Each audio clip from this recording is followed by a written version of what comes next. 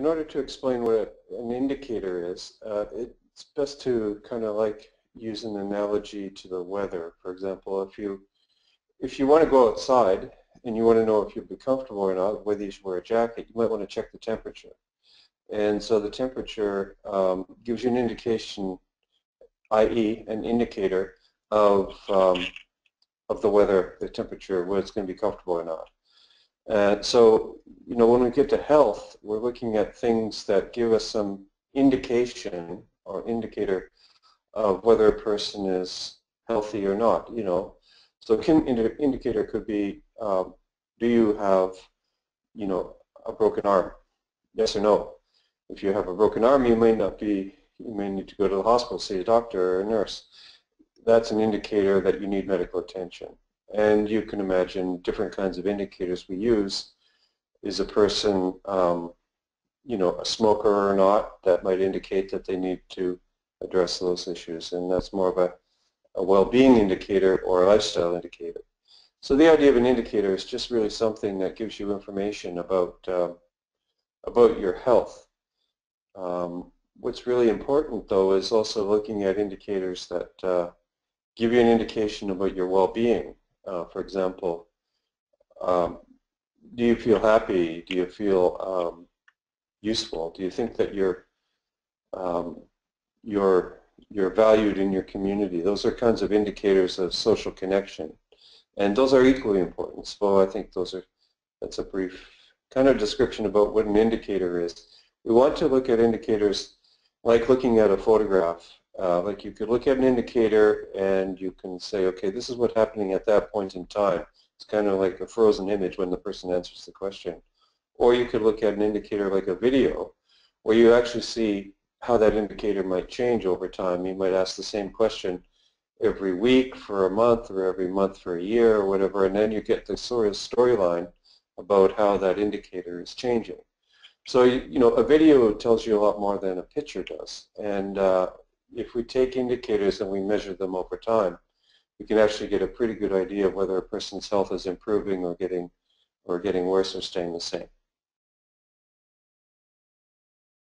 The reason health indicators are important is because you know, they are connected to our health, our well-being. If a person has an illness or a chronic health condition or an infection like a flu or a cold, you know, that means that they're not feeling well. So, you know, knowing that, you know, it's important to know to assess a person's well-being. So if a person is positive on a test that indicates a disease, then that's an indication that that person has a condition that needs medical attention.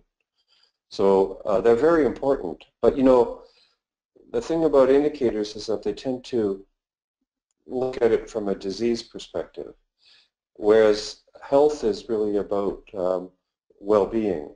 So what we really want to know is, say, if a person is disease-free, does that mean that they have a heightened state of wellness?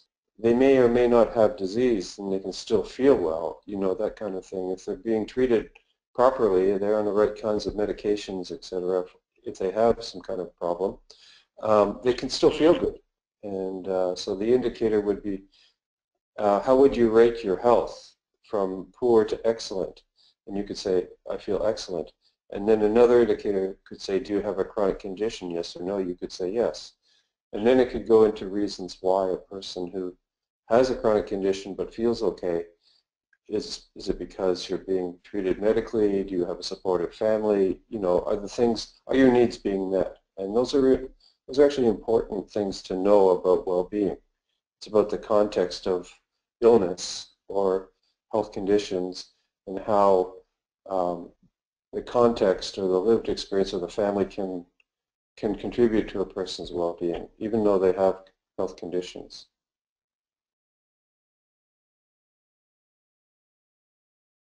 When it comes to managing the healthcare delivery system, we have to make plans within the health authority to put funding behind programs that can address health needs.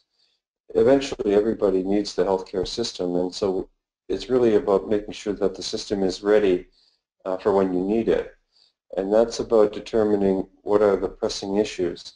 So we're interested in looking at health indicators and well-being indicators to, number one, to address the urgent and emerging needs of people in families, children, adults, men and women, girls and boys. And then we also have to think about the future. How are we going to get more resources to address those needs? And so it's kind of like knowing the conditions. Like if you want to go outside and you want to find out what the temperature is, you know over time that in winter it's going to be cold, in summer it's going to be warm. But we know that if we actually put programs into place, we can actually, improve health of groups or individuals. And if we don't have those resources, maybe there will be some challenges. So our job is to use health indicators in terms of planning for healthcare system resources and getting the resources that are needed to address the needs at the community level.